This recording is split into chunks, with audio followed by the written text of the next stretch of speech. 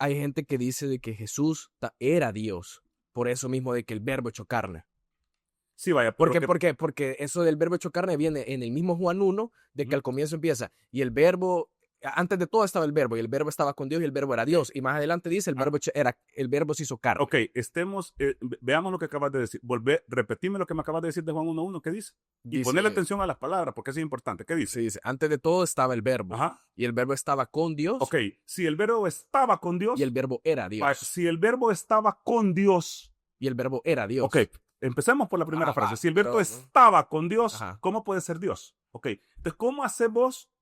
Porque vos tendrías que decir, si el verbo está con Dios y era, ¿cómo puede ser las dos cosas al mismo tiempo? ¿Mm? Porque si yo estoy con, o sea, yo no puedo decir, ¿cómo que te llamas tú? Diego. Diego,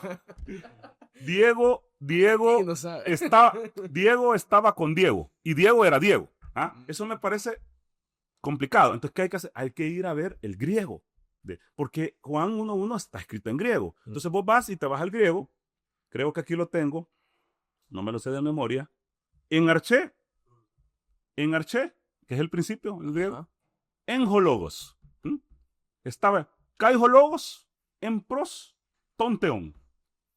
Kaijologos y el verbo estaba con tonteón, con el Dios. Kaiteos, enjologos y el verbo era teos. Ok, son dos palabras distintas.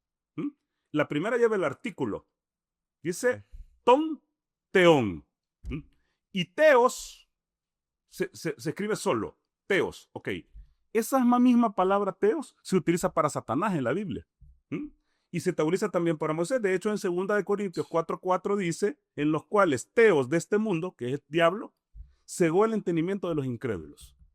Entonces, la gente de habla griega entendía teos como un ser con poder y te entendía tonteón como el Dios creador. Entonces ahí ya tiene sentido.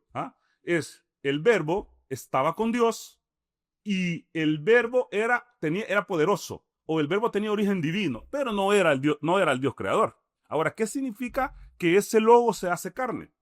Dios dice, sea, ahí va el verbo, o va la palabra, dabar, y esa palabra se vuelve carne en el vientre de María, y entonces la palabra se vuelve carne. Esa misma palabra es la que utiliza Dios para crear a Adán. Dios dice, sea, y Adán se vuelve carne. Dios dice, sea, y Eva se vuelve carne. Dios dice, sea, y el universo se vuelve materia. Eso no significa que el producto de la palabra sea la palabra. Eso significa que el que origina las cosas es la palabra, pero no es la palabra misma. No es la palabra caminando.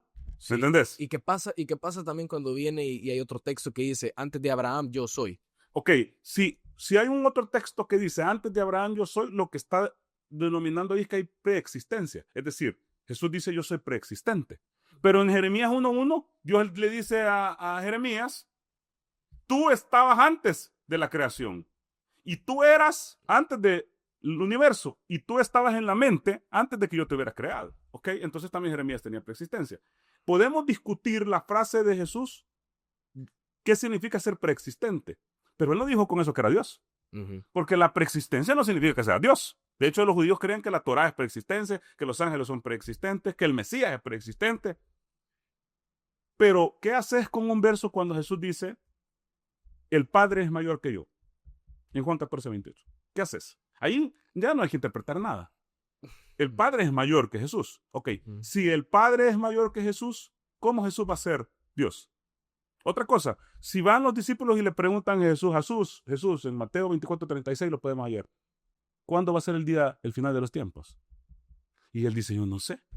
No lo saben ni los ángeles ni el Hijo, sino que solo el Padre. Ok, si Jesús no sabe el día del final de los tiempos y el Padre sí, entonces ¿cómo Jesús va a ser Dios?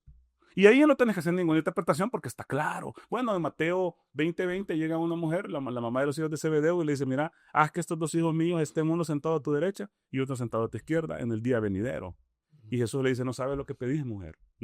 Sí, cabal. Con la copa que yo bebo, beberé, y el pan que yo coma, comeré, pero darles un puesto no es mío darlo, sino solo para aquellos que están preparados por el Padre. Ok, si Jesús no puede dar lugares en el cielo, si Jesús no sabe el día del final de los tiempos, si Jesús es menor que el Padre, ¿cómo puede ser Dios?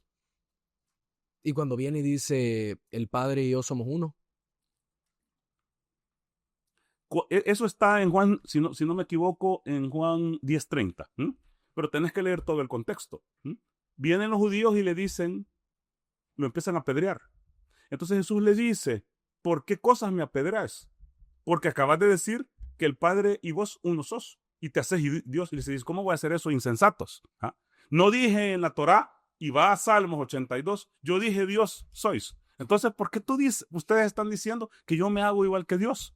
O sea, los reprende de ese pensamiento. Ok, pero si lo pensamos literal, ¿cómo va a estar diciendo que decir que Él es uno con el Padre significa que Él es Dios? Entonces también los discípulos meterlos en la Trinidad y ya no va a ser la Trinidad, sino que la pentenidad o la polinidad, porque en 17:20 de Juan, Jesús le dice a los discípulos, ustedes van a ser uno conmigo, como yo soy uno con el Padre, para que todos seamos uno.